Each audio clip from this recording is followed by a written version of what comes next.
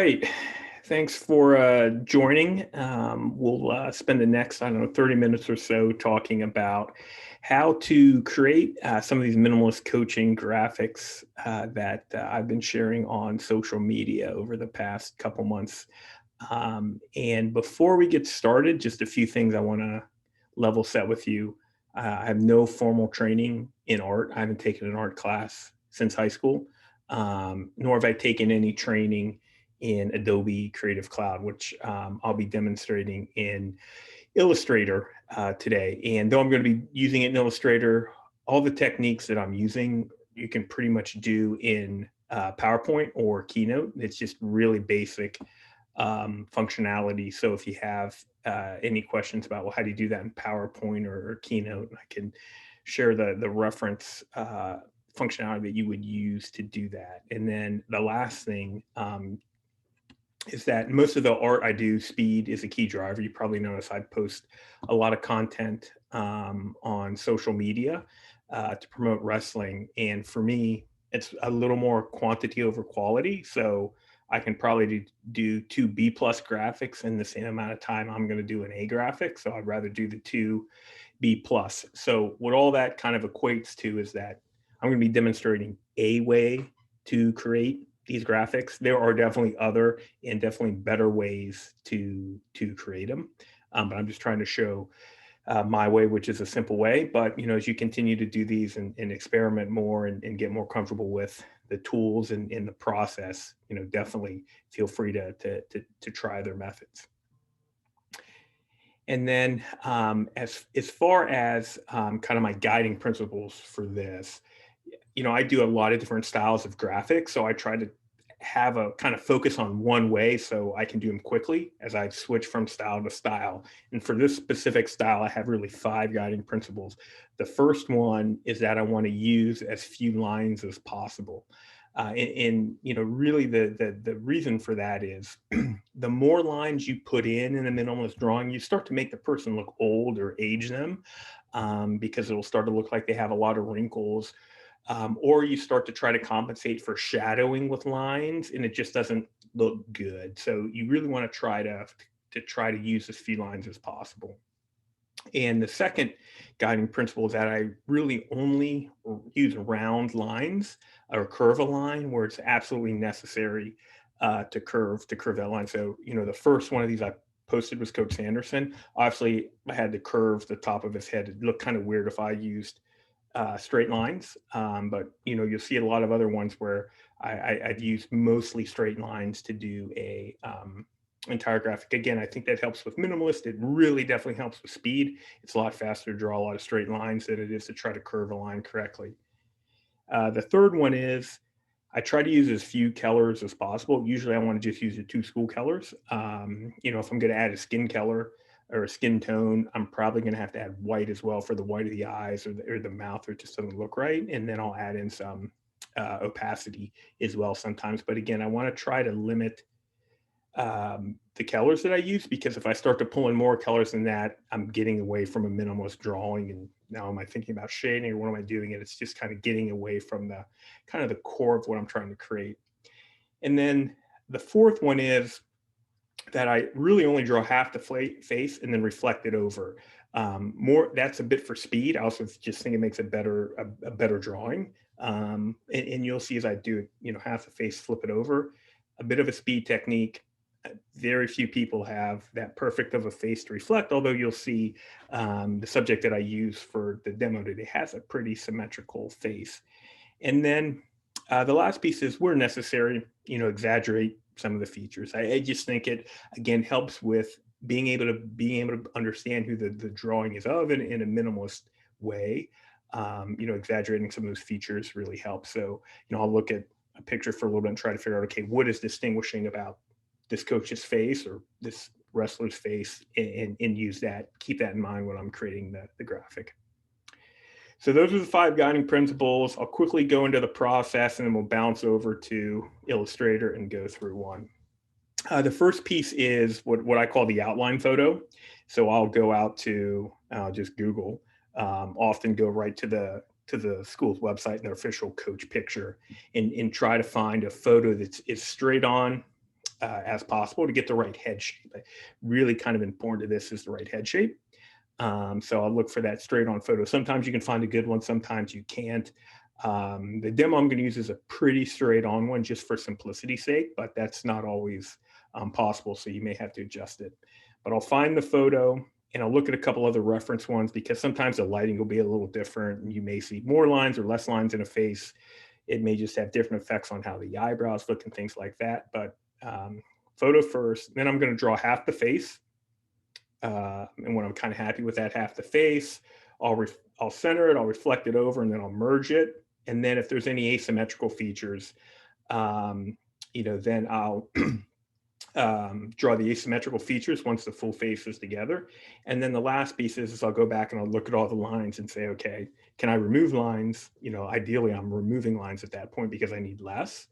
Or in some cases, I may add lines to improve the capture because it's just not enough to get the right, to really capture that face. So that's the process, pretty simple. So, as far as I'll just go out to the Google and, who we're going to use, Nate Angle is the example, and you'll see he's a real easy one, right? He's got two options for a straight on face, his old Stanford picture and his current Oregon State one. We're going to go with the Oregon State one. I think the Stanford one's a little more straight on. This one is just a hair off. But I just want to make sure, I think kind of Nate is important to get the beard. So we're going to use this one. And then the other piece is, if you're doing this for your own program, your colors well, but then to also pull, I like to make sure I'm using the right colors. And as Cliff Fretwell told me very early on, just Google branding in the school and you can pull up their exact colors. So I'll pull over the colors too, and then drop them into Illustrator. So it's kind of the starting spot. I've got the face set up and then the colors that I want to use. So with that, we'll start with tracing the face. So again, I'm going to just do half the face. So I find the center point of the face and I'll just draw down. And then again, I'm using the pen tool, not the curvature tool, because I'm drawing straight lines, not curved lines. So I'm just going to trace along the outside of Nate's face. And I've already copied in the right Oregon State beaver orange here, but I don't want the fill. I want the stroke. So I'm going to change it to the stroke. And I find that kind of usually starting with a 6 for the outline is about the right thickness. And again, this is just kind of what you prefer, but I use 6 points to start. Now, Nate, I do want to curve the head here. I don't really like that jagged look. So I flip over. The way that I do it, again, there's multiple ways you can do it. The way I do it is just go to the curvature tool and kind of stretch it to adjust to how I want it. So this looks pretty good for the outline of the face. And again, I'm not going to round the bottom. So I always start with the outline of the face. And when I'm happy with the outline of the face, again, I use the pen tool because I want straight lines. I'll go over and trace along the ear. Now, because we're wrestlers, I'll tend to exaggerate the size of the ear a little bit. And so I'll trace around the outside. That's actually, sorry, JP, did you have a question? Yeah, real quick, could you show me on the toolbar on the left there, which one's the curvature tool, please? Curvature tool is this one. I got paintbrush. There it is. Got it. Thanks. Yeah. So again, for the ear, I will trace along the outside with the pen tool. Now, again, here's just one thing I've noticed. Some of these will just kind of come back to your preference. If I'm going to round the top of the head or really any part of the outline of the face, I don't like a jagged ear. I just think it looks off next to a rounded head.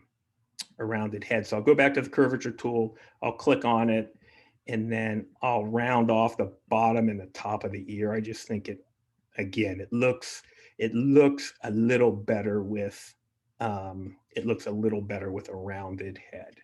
All right, so now we've got the outside. The next piece I do is I'll do the eyebrows. Again, going back to the pen tool. Now, one thing for eyebrows, is that I'll trace on the inside. Usually I like to, I guess, I don't know what the correct term is, but I'll say round down on an eyebrow, unless I want to stress that that person has thick eyebrows. So like if I was doing a character myself, I would definitely round up for eyebrows. But for most people, I'll round down and I'll trace on the inside because I just think otherwise you end up with a too thick of a eyebrow and it just looks off. So here's Nate's. I don't know if we'll probably come back and adjust this. That's probably a little bit better. Um, and then what I'll do here is I just want the inside. So I think it's quickest to just eye drop back to the Keller. I don't need the outlined lines. And that's what I end up with for his eyebrows. Now, if I look over here, it looks a little bit, I think I probably should have put another line right here. Um, so I'm just going to add in I got just a little more size to it to get it right. And one thing, this is another area where I may go back and look at a source photo.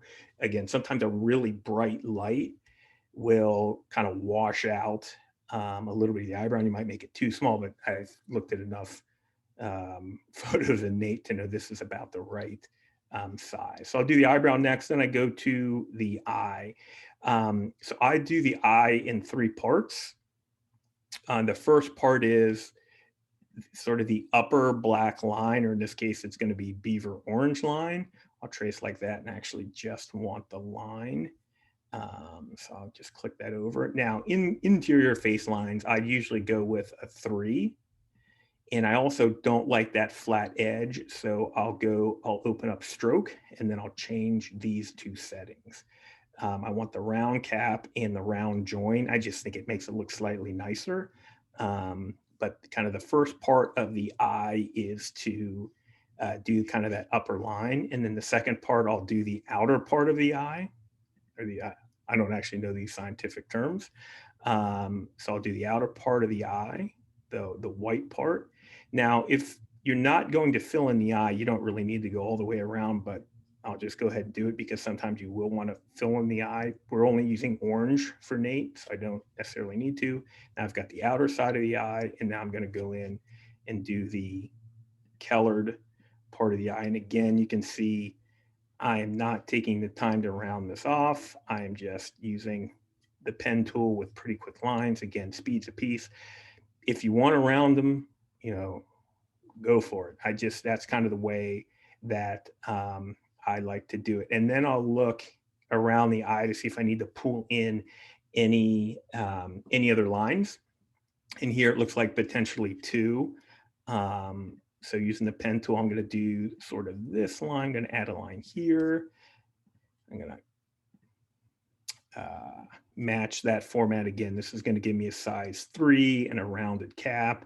And then I'm going to draw in this line. Now, one thing to note, I mentioned before, I want to do as few lines as possible.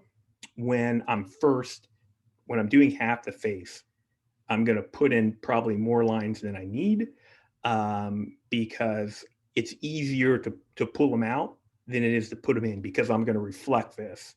And having more lines in, it's less steps. If I reflect it and then add lines in, I have to add lines in on both sides. So, I usually start with probably more lines than I need, or hopefully more lines than I need. And then the last step is pulling out lines versus adding lines. So then I'm going to do under Nate's eye here. And again, do that and kind of just trace along that. So that's the eye. After the eye, I go to the nose. Now, this is a style preference for me. I've drawn a lot of noses. I'm not good at them. At some point in time, I'll teach myself how to draw noses. That point in time is not yet. And again, these are minimalist. I don't worry about it. So all I do for the nose is 2 lines. I start with sort of the upper edge of the nostril and then just kind of draw down to the bottom third of the nose. For sort of the bottom of the nose, and then I add just one more line up here that kind of traces the way the nose goes down. And that's all I do for the nose. Again, if you're a better drawer and you want to do more structure for the nose, by all means, don't let my style limit you, but that's the way that I go about it. And then next I do the mouth. Now, if I'm not doing lips, which I'm not going to do for Nate, because in this case, I don't think Nate's lips are necessarily important to his face. I just trace the inside of the lips. So I'm basically just going to do this and do the inside. It's basically all I'm going to do for his mouth. Again, if you're going to do lips, then I would also trace. Do you have a question, JP? Yeah, I was wondering if you could just elaborate a little bit on your usage of the pen tool and the stroke and fill. I feel like you're making some moves there that my eye hasn't been able to catch up to. Oh, okay. So what a lot of what I'm doing is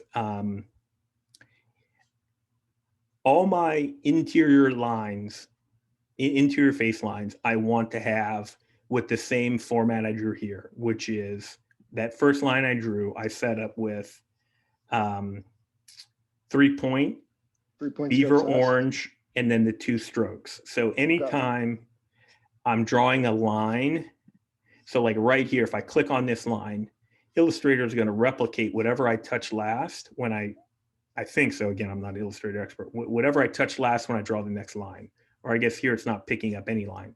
So I don't want to have to, that's like 4 steps to go back and change the color and everything else. So what I'm doing is I'm going to the eyedropper, and it's going to copy over that format. So every time you see me, I'm just trying to, copy over that style. So you think of like in PowerPoint, the format painter. Copy and apply. Got it. Apply appearance attributes. Okay. Yeah. So you're using the eyedropper to copy a previous line that you drew with your pen tool. Yep. It's going to give me the color and the caps. So that's why you'll see me hit the eyedropper a lot. And again, there may be a better way to do this in Illustrator. I'm just kind of showing you the way that I do it. Oh, perfect. Thanks. All right. So again, like I said, kind of the nose, I'm not that great at. Mouth, I draw the inside if I'm not doing the lips. And then kind of in the last piece, or kind of the next pieces, I'll do any lines around the face before I go to facial hair. So here I think kind of this is important. And then it looks like right here on both sides, this line as well. So I'll add in this line. So at this point in time, we have kind of these lines on his cheek, and then the chin here. So I'm going to add in a chin line here, and this is one you kind of adjust if it's a bigger chin or not. But I always put in a chin line to start, though sometimes I'll pull it out just because this will look really empty if you don't have anything here from the kind of the bottom of the mouth to the bottom of the chin. So I put in the chin, and now I have all my lines. And if you kind of look at what half the face looks like, that's it right there. Now I do want to put in facial hair on Nate, so I'm going to draw that in. And I try to, again, when a lot of this is speed related, so I try to do the facial hair all in one continuous shape. And I try to, so I'm basically just going to do a little bit of this and kind of trace, I don't like that, kind of trace where it looks like the edge is. So this, and then I'm going to come down and around. And again, I'm just trying to get the outline of the facial hair here. I think this looks good. Come up here around the mouth. And there it is. And then if I want to fill that in to take a look to make sure I've got it okay, that's what it looks like. Now, there's a couple different ways you can do this. Like you could just leave it like this. I think that's an okay look. You could also, if you wanted to turn down the opacity, you could turn it down. So, if I took that out, it would look like this, which is probably okay. The way that I like to do it, and again, this is just my style, there's other ways, is that the first layer, I'll go back and I'll turn the fill to white. And again, guys, this is just the way I do it. I'll go to, once I have it white, I'll go to a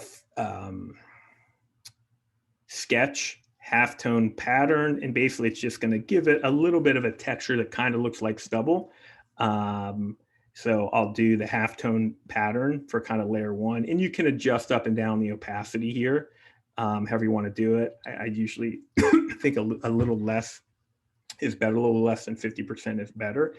And then I do want to give it a bit of, for some people, I'll leave it fine like this. If it's a white background, I think that looks okay. But for Nate, I want to make it orange.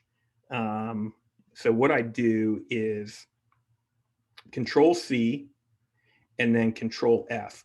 What that did, this becomes in Control Fing becomes a bit important sometimes when you're doing this and putting on layers, because it just copied it right on top. So I now have another layer on top that I'm going to give an orange opacity. So when you want to give it the orange opacity, first thing is turn off the halftone layer on that, or halftone pattern on that layer, because otherwise it'll look off. And then give it orange. At that point in time, it's back up to 100. And then I'll just kind of roll it down a little bit to whatever looks right. And that gives you this look. So now it looks sort of like orange, not full-in beard, which is what I'm going for. Nice. So that's the half. Now, like I said, I reflect. So what I first want to do is highlight everything I've drawn and group it. And the reason I'm grouping it is because when I reflect it, I want to, so I've now reflected it. I just Control C, Control V. I'm going to come up here and flip along the horizontal axis. And then I'm going to line up close. And I want to, now that I have both sides grouped, I want to align to the top. If you don't do this, there's a chance kind of your lines here won't match up, and you lose a lot of time adjusting back and forth. So I just want to, that's why I do the group. And then what I do is pull this in a little bit and overlap just a little bit, because you need the overlap when I'm going to do the merge here in a second. But this is what it looks like. Now, the first time you do this, I'm going to delete Nate out of the back just to show you it's not going to look like him. It always looks weird. So don't panic when you see this, because that looks like the line down the middle throws it off a little bit. But now what I'm going to do is I'm going to ungroup both sides. Like that, and then I'm going to merge the main outline around. And again, you need a little bit of an overlap for the merge to work. And there it looks pretty good with just the merge. Did you have another? Did your hand just pop up? Yeah. I just had another question about the grouping. Could you just show the grouping tools that you're using again, please, a little more slowly? Yeah. So to group, and you just highlight everything you want to group. With the selection tool. Yeah. And then you hit group right here. Now, if you notice, the one thing one thing that Illustrator does, it's different than PowerPoint. And again, if you have any questions on PowerPoint, I put most of the functionality over here. But for PowerPoint, you have to highlight everything to get it in a group. For Keynote or Illustrator, if you just touch something, it'll pull it in. So like I didn't highlight his whole outer head, but it pulled it in. So what I'll do is I'll highlight everything, and then with Shift down, I'll unclick the picture in the background, because I don't want to group in the picture, and then hit group. Group is under quick actions on the right side. Yeah. And that's in the way that I have it set up. It might be, I don't, it could be a little different. Now, one thing to note here is I did shrink Nate's head a little bit to get the overlap. Nate, if by any chance you're watching this, thanks again for being the model. And then I'm just going to, I just want to go back in, and I'm going to just regroup for a second and just stretch it back out just a little bit. That might have been too much. Just again, because I shrunk it just a little bit to get the overlap. All right, that looks good. And then I'm going to ungroup again. So at this point in time, what I'm going to do is, one of the mistakes I made a lot when I started with this is I would delete the background picture and start cleaning it up. And then I'd be like, ooh, I kind of want to look at that background picture again. So and again, there's probably better ways to do this. What I do now is I just take a rectangle. I'm basically creating a white background. So now I have a white background, and I think you can actually lock things. I don't know. Again, there's so many things about Illustrator I don't really know. I send it to the back, then I send this behind it. This is just the fastest way to do it. And now I can see Nate's face without the picture behind it, so I can get a better understanding of how I like the view or not. So now it's kind of the point where, like this, I don't like, obviously this I have to merge together. So I'm just going to make sure that we've got the right amount of overlap, highlight them both and merge. There's his mouth is now okay. This and this need merged. So I'm going to merge it. And then right here, because it didn't, we have this line here because actually I need to merge this one as well because we've got 2 layers. So I just bump that down. Going to merge that as well. And then what I'm going to do here is, because I have that missing piece, because I didn't perfectly draw the first piece, the way that I get rid of this is I'll go back to the curvature tool and I'll click on it. It's going to highlight this piece down here and I'll just delete it. And now it gets rid of that extra line. And then again, I'm going to do the same thing here, where I am going to hit the curvature tool, click on the outline, go to that piece I missed and do that. And then I'm going to take these 2 pieces and then realign them. And then that's addressed. And then the other thing is, if you've looked at any of my graphics before on the Twitter, you'll notice I only use one nose line. So I'll get rid of that nose line just to get, I just kind of the way I do it. And I think that looks okay for the style of nose I do. I mean, obviously, yeah, there's a lot better ways to do nose. Then I'll just take a look here, like this is overlapping and I don't want it to overlap. So I'm going to go 2, and that might have been too many. That's fine. And then I'm going to group this in case I ever have to move it. So now I've got the nose.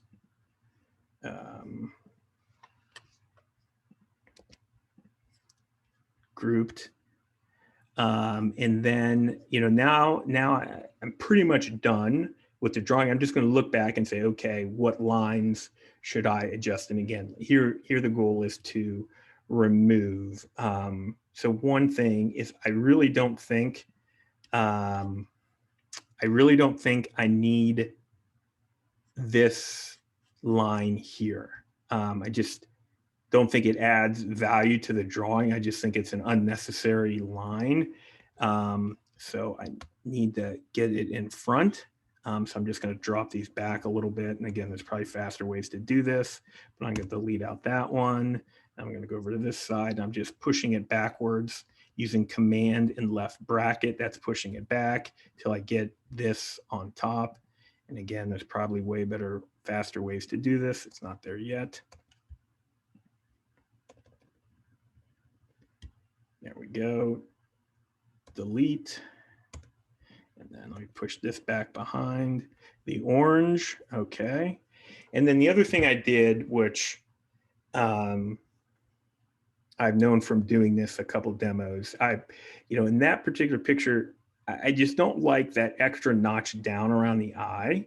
So I'm going to go back into the curvature tool. I'm going to delete that out. I just think, again, it's too much you don't need it. Again, less lines and even less parts of lines. So that's kind of that's it. Now, I do think this feels a little off, which this is sometimes a troublesome spot, again, from the bottom of the lip to the bottom of the chin. I'm going to pop the white back and I'm going to copy this bit of facial hair in. I just think it probably is going to help the drawing. So I'm going to just I'll probably actually do it a little above there. And then again, to kind of remember, I don't want to stretch. Again, sometimes you have to adjust in this method. I'm going to stretch it. That doesn't look perfectly even either. Probably someone that actually knows Illustrator well is thinking there's way better ways to do this. But anyway, kind of now going back to how I did the facial hair before. Remember, you want the white layer. The white layer goes to Halftone Pattern. We like that. I'm going to drop down the opacity a little bit. And then again, I'm going to Control C, Control F. I just pasted it right on top. Get rid of the halftone pattern. Go back to your solid orange and then adjust the opacity back down. If I wanted to check here, I could just click on here, and I did it 27, pretty close from memory, 27 to get about the right, kind of that same I had before. And oh, you know what I did there? I made this, did I just mess up the opacity here? Yes. All right. So now we're going to go ahead and move this out. And there's the final product. So I think it looks decent for it. I mean, maybe I could do a little better job with the eyebrows now that I look at it kind of side by side. But, for a quick minimalist drawing, 30 minutes, probably could have done this in 15, but that's pretty much it. Any questions? Yeah, I had one about what are the functions or the command names for the send behind and the pull back out?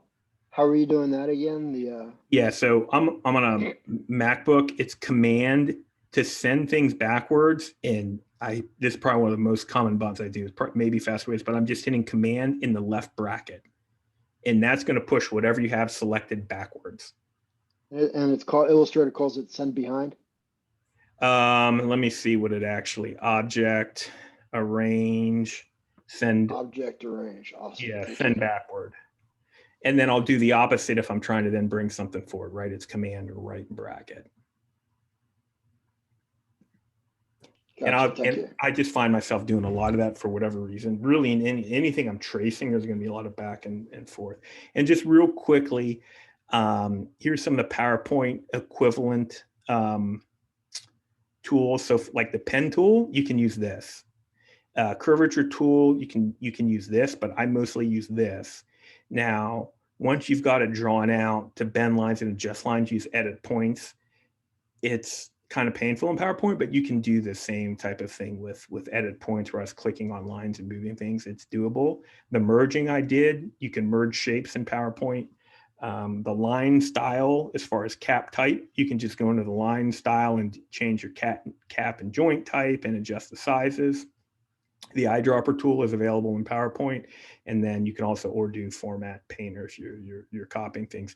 And there's a fill style that you can use in PowerPoint that'll give you something similar to that halftone pattern. It's actually just kind of a grid pattern that'll look very similar. And you can actually add color to it very easily and replicate all this very easily in PowerPoint. And there's all the same functionality in Keynote. I find Keynote a little bit better than PowerPoint if you don't have Illustrator and want to replicate this, because it's way easier. The curvature tool in Keynote is really easy to bend lines.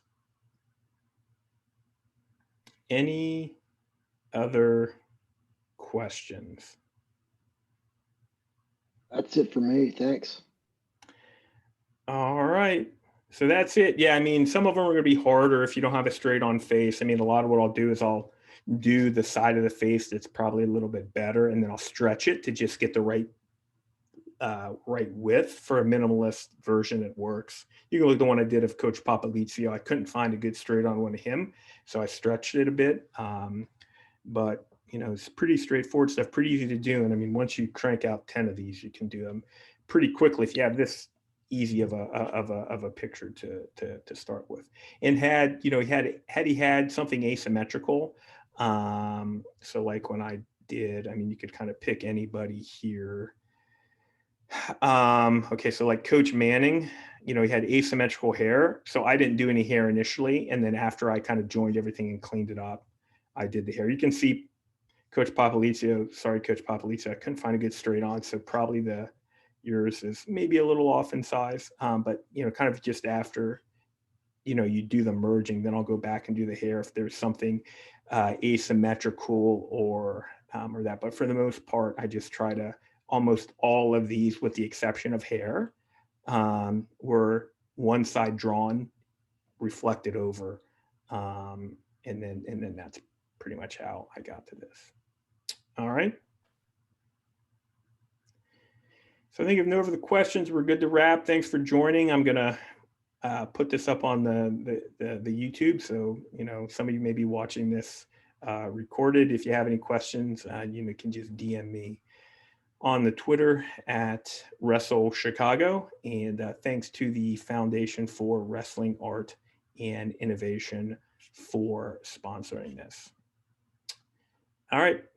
Thanks, everybody. Cheers. Thanks, Ross.